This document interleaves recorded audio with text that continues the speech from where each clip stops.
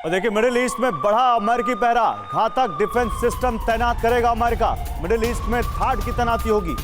Missile carriers के साथ थाड मौजूद है। भूमध्य सागर में 5 अमेरिकी युद्धपोत मौजूद हैं और अब घातक डिफेंस सिस्टम तैनात करेगा मिडिल ईस्ट में अमेरिका, जिसका नाम है थाड। सीधे चलते हैं सुमित के पास, इस वक्त इजराइल से हमें ज्वाइन कर रहे हैं। सुमित, बताइए जरा थाड के बारे में, ये कितना खतरनाक है और इससे इजराइल को क्या मदद मिलेगी? देखिए बिल्कुल, देखिए गौरव, सबसे इंपॉर्टेंट बात यह है कि इजराइल के खुद के पास अपने शॉर्ट और मीडियम रेंज के एयर डिफेंस सिस्टम है, लेकिन long range defence system Israel के पास नहीं है। अमेरिका लगातार ऐसे हथियार इस समय इजराइल को मुहैया करा रहा है, चाहे वो आर्मर्ड व्हीकल हो, चाहे वो आर्टिलरी शेल्स हो, या इसके अलावा सर्विलेंस इक्विपमेंट या फिर थार जैसे इक्विपमेंट, जिनसे इजराइल को इस लंबी दूरी या फिर आप कह सकते हैं एक शील्ड प्रोवाइड करेगा इजराइल को, ताकि वो अपने सैनिकों को गाजा पट्टी के अलावा हिजबुल्लाह में लड़ाई के लिए मददगार साबित हो। देखिए, इजराइल को डर है कि जब उसकी फोर्सेस गाजा पट्टी के अंदर घुसेगी तब हो सकता है कि हिजबुल्लाह या फिर हूती या फिर आईएसआईएस की तरफ से लॉन्ग मिसाइल से टारगेट किया जा सकते हैं इलाकों को जहां पर इजरायली सेना की मौजूदगी होगी। तो इसलिए ये सभी इक्विपमेंट इजराइल को चाहिए थे और इजराइल लगातार अमेरिका से, जब आपको याद होगा जो बाइडेन से मुलाकात हुई थी, तब इन्हीं चीज़ों को लेकर डिस्कशन किया गया था कि कौन कौन से ऐसे इक्विपमेंट चाहिए होंगे जो इमरजेंसी प्रोक्योरमेंट होंगे इजराइल के लिए। तो ये सारी चीज़ें जो हैं अमेरिका से धीरे धीरे इजराइल की सरजमी पर पहुंच गई है और जब ये सारी क्लैरिटी हो जाएगी तब बड़े ग्राउंड ऑपरेशन जो है वो इजराइल की सेना लगातार इन इलाकों में चलाएगी। ठीक है सुमित, शुक्रिया आपका। आपके पास आगे आएंगे जानकारी लेने के लिए, लेकिन एक बड़ी खबर आ रही है। अमेरिका ने मिडिल ईस्ट में तैनाती बढ़ा दी है। मिडिल ईस्ट में यूएस ने तैनात की है थाड बैटरी, पेट्रियट बटालियन को भी तैनात किया गया है। आपको याद हो अगर आप भूले ना हो तो ये वही पेट्रियट है जिसको मांगने के लिए ज़ेलेंस्की अमेरिका पहुंच गए थे और उन्होंने कहा था कि हमें पेट्रियट दिया जाए क्योंकि ये दुनिया के सबसे बेहतरीन मिसाइल डिफेंस सिस्टम में से एक माना जाता है और इसको अब मिडिल ईस्ट में तैनात कर रहा है अमेरिका। तो आप समझिए कि ये युद्ध कितना बड़ा होता जा रहा है, इसका डायमेंशन आप समझिए कितना बड़ा होता जा रहा है। और आइए अब आपको ग्राफिक्स के जरिए बताते हैं कि मिडिल ईस्ट में अमेरिका ने क्या कुछ तैनात किया है। देखिए, नए तैनाती में पेट्रियट बटालियन है, थाड बैटरी और अतिरिक्त सैन्य बल शामिल है। तो वही पहले से 10 युद्धपोत दुश्मन की नींद उड़ाने के लिए वहां अमेरिका ने तैनात कर रखे हैं, जिनमें से आइजनहावर और जेराल्ड आर फोर्ड ये एयरक्राफ्ट कैरियर हैं जिनकी लोकेशन भी बदली गई है। इसकी वजह से लाल सागर में यमन के हमले, जिन्हें अमेरिका ने नाकाम तो कर ही दिया था, मगर इसके बाद से हमले का खतरा बढ़ा है और जवाब में अमेरिका ने कदम बढ़ाया है। साथ ही इससे अमेरिका कई संदेश भी दे रहा है, जैसे ईरान समेत 57 देशों को जो ओआईसी में शामिल इस्लामिक कंट्रीज हैं उनको चेतावनी दे रहा है और इजराइल के साथ मजबूत रिश्तों का संकेत भी दे रहा है। किसी भी हाल में पीछे न हटने का इशारा है अमेरिका का। धमकीबाज उत्तर कोरिया को भी वो साफ जवाब दे रहा है। इसी बीच एक और बड़ी खबर, जहां अमेरिका मैसेज दे रहा है, ईरान खुली धमकी दे रहा है। ईरान ने अमेरिका को बहुत बड़ी धमकी दी है। मिडिल ईस्ट में अमेरिकी सैन्य बेस नष्ट करने की धमकी दी है ईरान ने। गाजा में जमीनी अटैक हुआ तो अमेरिकी बेस पर हमला करेंगे, ये कहा है ईरान ने। ईरान समर्थक लड़ाकों से घिरे हुए हैं अमेरिकी बेस, ये कहा ईरान ने। ड्रोन्स, मिसाइल, रॉकेट, ये सब है उन लड़ाकों के पास जो अमेरिकी बेसेस को नुकसान पहुंचा सकते हैं।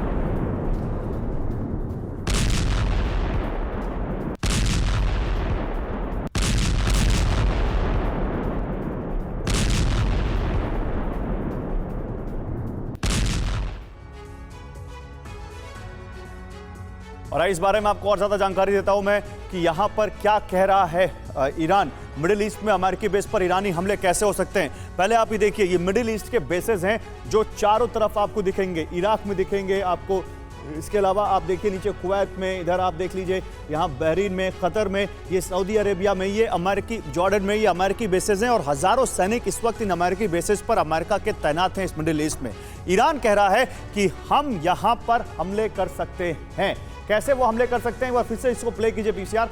ईरानी कामिकाजी ड्रोन से अमेरिकी बेस पर अटैक कर सकता है ईरान या उसके लड़ाके। 19 अक्टूबर को पश्चिमी इराक में अल असद एयरबेस पर हमला हुआ है। हिजबुल्लाह लड़ाकों ने अमेरिकी बेस को निशाना बनाया है। 18 अक्टूबर को सीरिया में अमेरिकी बलों पर ड्रोन हमला हुआ है। सीरिया में कोनिको सैन्य बेस पर मिलिशिया का अटैक हुआ। मिडिल ईस्ट में अमेरिका के करीब 15 बेस हैं और हजारों सैनिक हैं। ये ईरानी मीडिया के हवाले से हम आपको जानकारी दे रहे हैं। जनरल कुलकर्णी, मुझे एक छोटी सी जानकारी आपसे चाहिए, कम शब्दों में। ये अमेरिकी बेसिस पर ये क्या हमले करने की धमकी, ये केवल एक प्रेशर टैक्टिक है या ईरान इसके आगे कुछ कर सकता है? कि देखिएगा गौरव, इसमें कोई शक नहीं कि इस ऐसी लड़ाई में किसी ने भी, नोबडी कैन बी कॉम्प्लिसिट, सबको तैयार और सतर्क करना होगा। अमेरिकन बेसिस पे जरूर हमला हुआ है, इसमें भी कोई शक नहीं, लेकिन ये टुटपुट है, सब जानते हैं, ईरान भी जानता है, सीरिया भी जानता है, हर कोई जानता है कि ऐसी लड़ाई में वो जैसे होली वॉर हुआ था 100 साल और फिर पता चल गया कि किसके कहाँ तक उसके एरिया ऑफ इन्फ्लुएंस रहा, तो वैसे अब जो है इतना लंबा नहीं खींचेगा। लेकिन जो अस्तित्व की लड़ाई है, ईरान धमकी देगा और ईरान को धमकी देने के लिए चीन खड़ा है। इस पूरे इसमें सिर्फ चीन अपना फायदा देख रहा है कि चीन को क्या फायदा होगा। रूस अपना फायदा देख रहा है, कंसोलिडेशन इन यूक्रेन। चीन फायदा देख रहा है कि ईरान को ढकेल करके मिडिल ईस्ट में किस तरीके से अपना दबदबा बना सकता है। तो ऐसे में अमेरिका जानता है और चीन भी जानता है कि अमेरिका सिर्फ यही फ्रंट नहीं, सिर्फ अगर हम सोच रहे थे कि रशिया जो है यूक्रेन के ऊपर 15 दिन पर कर लेगा, आज यूक्रेन क्यों 1.5 साल तक टिका है, किसके बलबूते पे टिका है, किसके भरोसे पे टिका है? अमेरिका के बलबूते और भरोसे पे टिका है। और रशिया कैसे देश को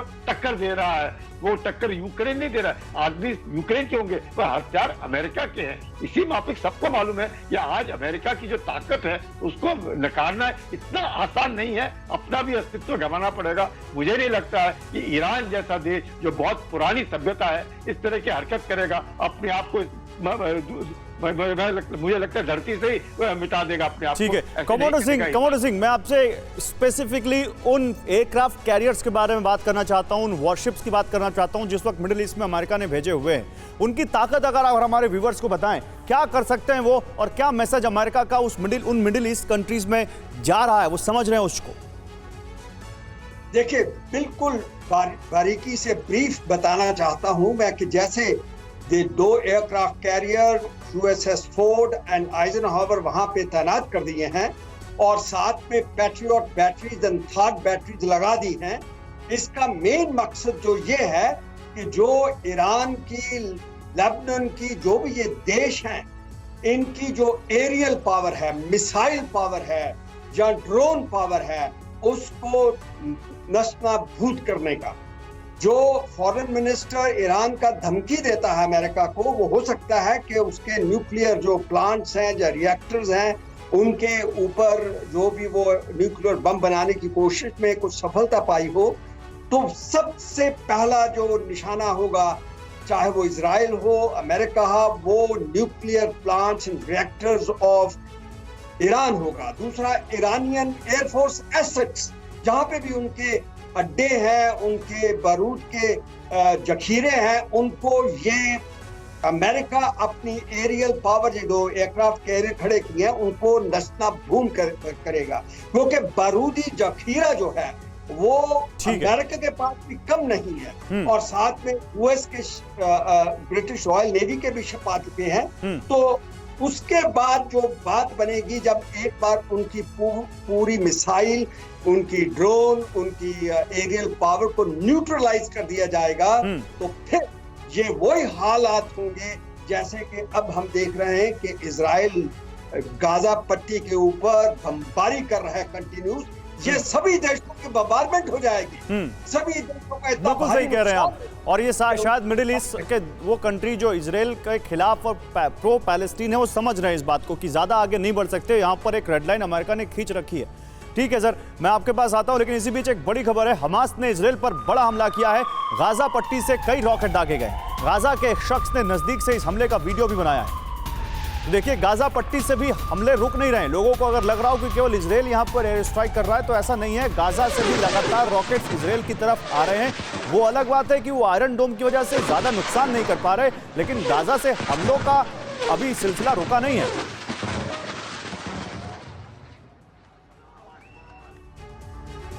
चलिए, बहुत शुक्रिया जनरल कुलकर्णी आपका, कमांडर सिंह आपका बहुत शुक्रिया हमारे साथ जुड़ने के लिए और हमारे व्यूवर्स को इतनी अच्छी इनसाइट्स देने के लिए। मनीष और सुमित आपका भी बहुत शुक्रिया।